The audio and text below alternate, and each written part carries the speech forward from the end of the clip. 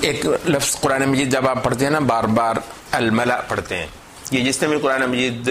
بغور پڑھا ہو اس کو اگر ایک آدھ بار ہو تو بندے کو ہو سکتا ہے یاد بھی نہ رہے، بھول جائے، لیکن ایسی بات نہیں، ایک آدھ بار نہیں، بہت بار قرآن مجید میں ملأ کا لفظ ہے، الملأ، قال الملأ الذین کفروا قال الملأ الذین استکبروا۔ اب یہ ملأ کا کیا مطلب ہے؟ ملأ جو ہے یہ ایلیٹ کو کہتے ہیں، اگر بالکل سادہ الفاظ میں آپ کہیں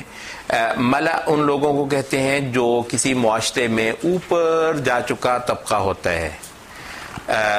اچھا بادشاہ، اس کے ساتھی، اس کے درباری، اس کے جو ہاں تقرب پا رکھنے والے،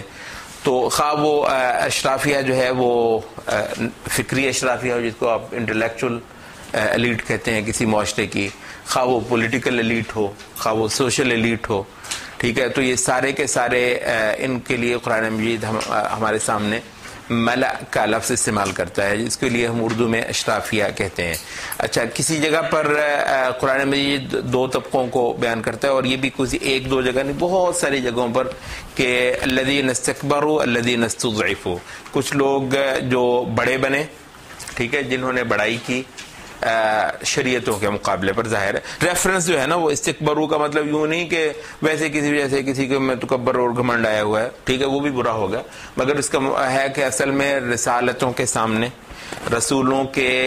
جو لائے ہوئے تقاضے تھے ان کے سامنے جن لوگوں نے بڑائی کی، ٹھیک ہے، تو ان کے لیے استکبار،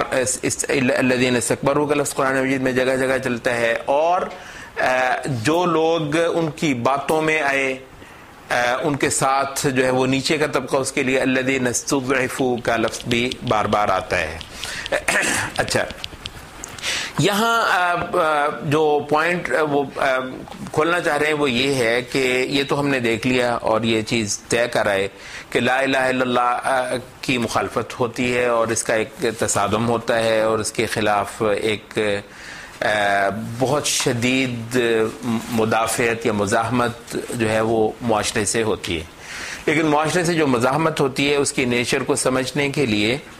اور اس کے ساتھ صحیح طریقے سے ڈیل کرنے کے لیے ہمیں اب یہ چیز بھی دیکھنی ہے کہ اشرافیہ اور نیچے کے طبقوں میں لا الہ الا اللہ کے ساتھ تنازع کرنے کے حوالے سے کیا فرق ہوتا ہے۔ اچھا یہاں وہ کہتے ہیں کہ جہاں تک تو ہے عام لوگوں کا تعلق ہے جو لا الہ الا اللہ کو قبول نہیں کرتے، دونوں یعنی دونوں قبول نہیں کرتے ہیں لا الہ الا اللہ کو، دونوں ہی اس کے ساتھ تصادم کرتے ہیں اور دونوں ہی اس کو مٹانے کی کوشش کرتے ہیں، اس کے ساتھ جو محاذر آئی ہے دونوں اس میں برابر حصہ ڈالتے ہیں۔ اچھا لیکن ان دونوں کے اپروچ میں تھوڑا سا فرق یوں آتا ہے کہ جو تو ہے نیچے کے لوگ وہ تو اس کے لیے اخلاص ہی رکھیں گے، تو قربانیاں دیں گے اپنی جاہلیت کے لیے، ٹھیک ہے، اپنے اس وہ جو بھی ان کا جو سیٹ اپ ہے اس کو باقی رکھنے کے لیے اور اس کی زندگی کو دراز کرنے کے لیے اور لا الہ الا اللہ کی دعوت کو کامیاب نہ ہونے دینے کے لیے، یہ جو اس کو ہم عوام کا لفظ اگر تھوڑی دیر کے لیے، تو عوام تو اس کے خلاف اسی وقت ہوں گے جب وہ اپنا کچھ اخلاص رکھیں گے۔ اچھا ان کا وہ مخلص کی کس چیز سے ہوتے ہیں؟ اپنے باطل معبودوں سے، اپنے باطل معبودوں سے وہ مخلص ہوتے ہیں۔ یہاں یعنی یہ جو ایک تھوڑا سا ہے نا کہ جی یہ جو عوام الناس ہیں وہ تو بالکل ہی جو ہے نا وہ اسلام چاہتے ہیں، اور وہ تو اصل میں جو ہے نا یہ تین چار بندے جو اوپر ہے نا سارا مطلب یہ اگر یہ کہ ادھر ادھر تھوڑے سے اگر کر دیجیے مسئلہ ہی کوئی نہیں، مطلب یہ تصور جو ہے وہ صحیح نہیں ہے۔ وہ تو ایک الگ بات ہے کہ ہم نے کہا کہ ٹھیک ہے جی اگر رسالت کو قبول کرنے والے لوگ ہیں ان کے لیے ہم جاہلیت خالصہ کا لفظ نہ بولیں، وہ نہ ان کے بارے میں بولیں گے، نہ ان کے بارے میں بولیں گے جس کے بارے میں بھی ہمیں یہ کہ رسالت کو قبول کرتا ہے، وہ ایک الگ بات ہے۔ لیکن وہ جو جاہلیت ہے نا وہ ایک کیفیت کا نام ہے، دیکھیے وہ اللہ تعالیٰ کو نہ پہچان پانے کی ایک حقیقت ہے، ٹھیک ہے، اس کی ایک صورت ہے، اللہ کو نہیں پہچان پایا، وہ آخرت کو نہیں جان پایا، اللہ تعالیٰ کے مرتبے اور مقام کو، اپنی حیثیت کو، یہ بنیادی چیزوں کو نہ وہ جان پایا ہے، نہ وہ ماننے کے لیے تیار ہے. اس وجہ سے لا الہ الا اللہ کی حقیقت کے آگے سر جھکانے پر نہ وہ تیار ہے جو اوپر بیٹھا ہے، نہ وہ تیار ہے جو نیچے بیٹھا ہے. یہ چیز طے ہو جانی چاہیے، سمجھ آ جانی چاہیے کہ یہاں کچھ حقیقی رکاوٹیں ہیں بھائی صاحب لا الہ الا اللہ کے راستے میں. دو چار بندوں کا نے جو ہے نا وہ یوں کر کے مسئلے کو بگاڑا ہوا ہے. آپ اس کے اندر بہت سارے عشرے مت گزاریے، اس مسئلے کو اس کے حقیقی حجم کے ساتھ جانیے. لا الہ الا اللہ کو نفوس کے اندر اتارنا ایک باقاعدہ محنت ہے، ٹھیک ہے. اور اس وقت جو ہے وہ اس سے جو تصادم ہے وہ دونوں سطحوں پر ہو رہا ہے. البتہ ہم اتنے سمجھدار بھی ہیں کہ ہمیں تھوڑا سا معلوم بھی ہو جانا چاہیے کہ ان دونوں کے اندر اگر کچھ فرق ہے تو وہ کیا ہے. وہ فرق ہے وہ یہ کہتے ہیں یہ ہے کہ جو نیچے کے لوگ ہیں وہ مخلص ہوتے ہیں اپنے باطل معبودوں کے ساتھ. نیچے کے لوگ جو ہوتے ہیں وہ اپنے دستوروں کے ساتھ، اپنی ان تہذیبوں کے ساتھ، اپنے اس طرز عمل کے ساتھ جس کو وہ لا الہ الا اللہ کے ساتھ تصادم سمجھتے ہیں، ان کے ساتھ وہ مخلص ہوتے ہیں. تبھی وہ اس کے لیے کھڑے ہوتے ہیں، تبھی وہ اس کے لیے قربانیاں دیتے ہیں، اس وجہ سے کہ اس کے اندر ان کو کوئی لمبا چوڑا مفاد جو ہے وہ نظر نہیں آ رہا ہوتا. البتہ کہتے ہیں کہ جو ہوتی ہے ان کی اشرافیہ، اس میں ضروری نہیں ہے کہ وہ بھی اپنے ان بتوں کے ساتھ اتنے ہی مخلص ہوں، کیونکہ ان کا اس کے اندر ایک خاصا بڑا مفاد جو ہے نا وہ انوالو ہوا ہوتا ہے. اب دیکھیں یہاں پر جو چیز ہے وہ یہ ہے کہ اگر سچا معبود ہو تو اس کے لیے بھی اخلاص جو ہے کوئی آسان نہیں ہے. یعنی باطل معبود کے لیے اخلاص اتنا ہی آسان ہے کہ یوں وہ کر دے گا. یہاں مجھے وہ ایک یاد آ رہا ہے ہمارے ایک دوست کا، وہ سچا لطیفہ. تو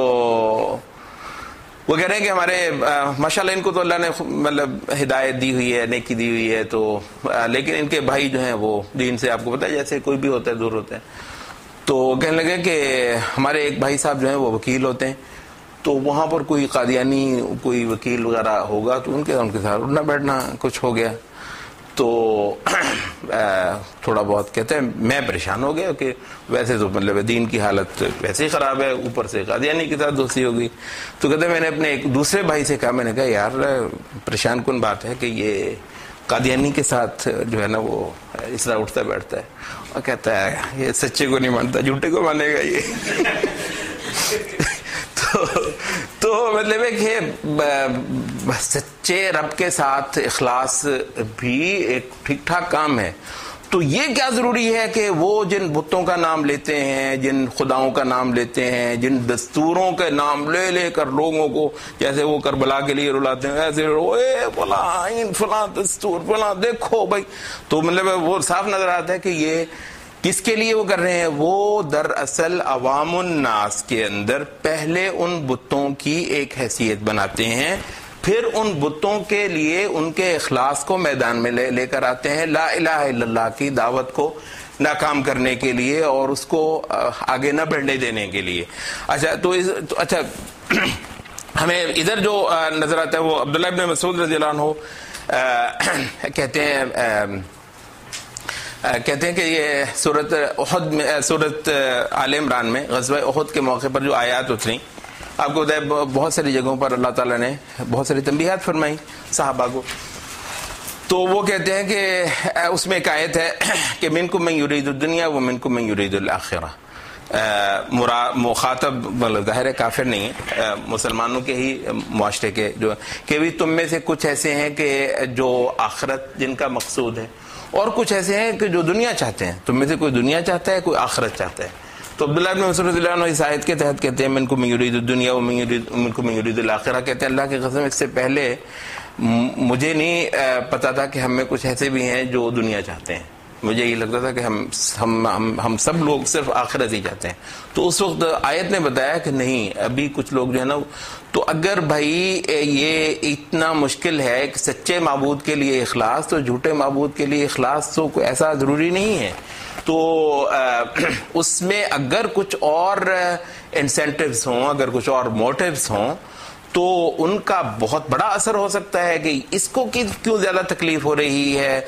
عزا کے لیے، حبل کے لیے، لات کے لیے، منات کے لیے، یعنی واقعتاً اس کو اتنا اس کی عبادت اور تعظیم کی فکر ہے یا چکر کچھ اور بھی ہے؟ وہ کہتے ہیں کہ یہ ہم موحدین کی نظر سے یہ چیز غائب نہیں ہونا چاہیے کہ اوپر کے جو ہیں ان بہت ساروں میں یہ بالکل ہو سکتا ہے کہ یہ پیچھے سیاست کار فرما ہو، سیادت کار فرما ہو اور لیڈر جو ہے بننا، اور وہ جو منہ کو لگی ہوئی ہے جو قیادت اور طاقت اور قوت اور اقتدار کے مزے بہرحال یعنی لوگوں کو لبھاتے ہیں.